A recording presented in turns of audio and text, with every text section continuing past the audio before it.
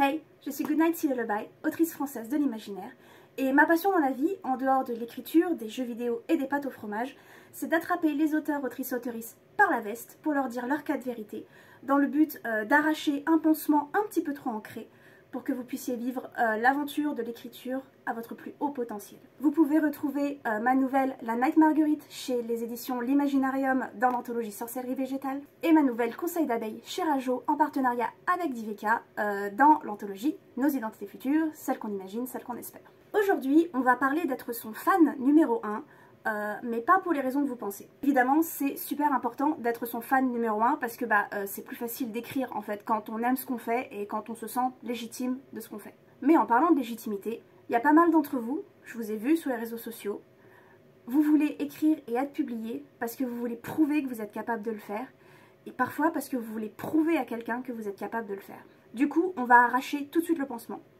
Les personnes qui vous soutiendront, les personnes qui ont vraiment envie de vous soutenir, vous n'avez rien à leur prouver. Parce qu'ils le feront sincèrement. Et parce qu'ils en ont envie. Il faut écrire pour vous. Il faut publier pour vous, pour réaliser votre rêve. Parce qu'il y a une déception à laquelle vous n'échapperez pas. C'est qu'il y a des gens dont vous pensez que vous avez le soutien, qui ne vous enverront même pas un message quand vous serez publié. Pour ma petite expérience personnelle, je suis publiée 2 fois. Et on croise les doigts pour que ça ne s'arrête pas là. J'en parle partout. Partout. Sur mes réseaux sociaux pro, mes réseaux sociaux personnels, mes réseaux sociaux publics, mes réseaux sociaux privés. Et il y a certaines personnes dont je suis proche dans la vraie vie, dont je pense être proche dans la vraie vie, qui me suivent partout et qui donc ne sont pas passées à côté de l'info. Et vous ne passerez peut-être pas à côté de ce rêve. Il y a, parmi ces personnes, des gens qui ne m'ont même pas envoyé un seul message de félicitations. Pas même un petit pouce en l'air sur mes stories, quand j'ai dit que j'étais publiée. Pas même un like sous mes posts. Déjà ça, quand on s'en rend compte, eh ben ça pique. Il y a des gens qui ne nous soutiennent pas.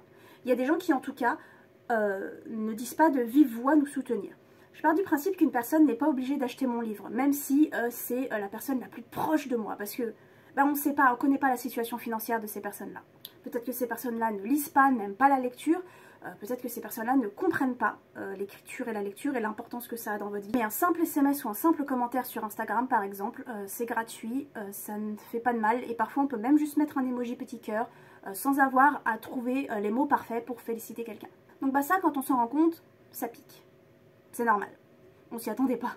Alors imaginez la douleur que c'est quand vous écriviez pour prouver quelque chose à cette personne. Vous n'avez rien à lui prouver à cette personne. Vous écrivez parce que vous aimez ça.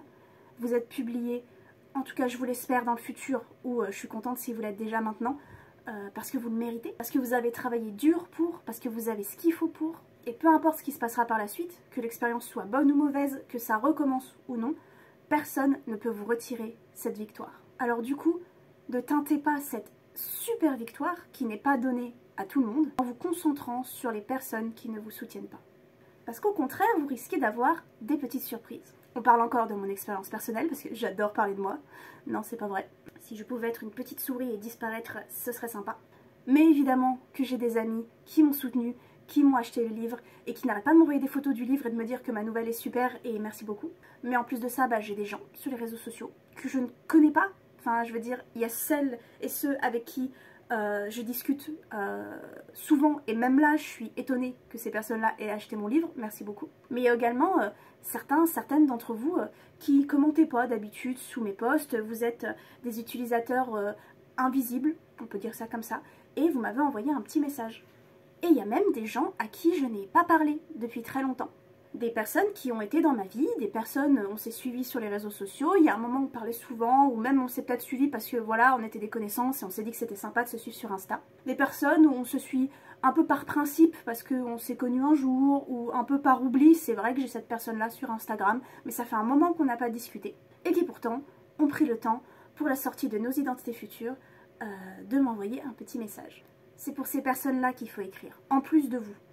Il faut écrire pour vous, et il faut écrire pour les personnes qui seront là pour recevoir votre travail, pour recevoir votre art. Le truc un peu bancal, c'est que, en fait, vous ne savez pas qui recevra votre travail, qui acceptera de le recevoir et qui a envie de le recevoir. Du coup, dans le doute, on écrit pour soi. Dans le doute, on écrit pour satisfaire Le lecteur, la lectrice, lectrice en nous, l'enfant peut-être parfois aussi en nous, qui n'a pas eu les lectures dont elle avait besoin.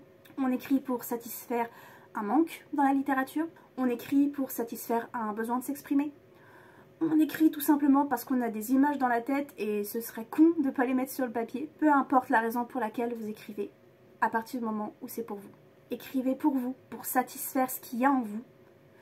Publiez pour vous, parce que c'est votre rêve, parce que vous en avez envie, parce que ça va vous apporter quelque chose à vous. Et laissez le reste faire. Votre bouquin aura forcément un public.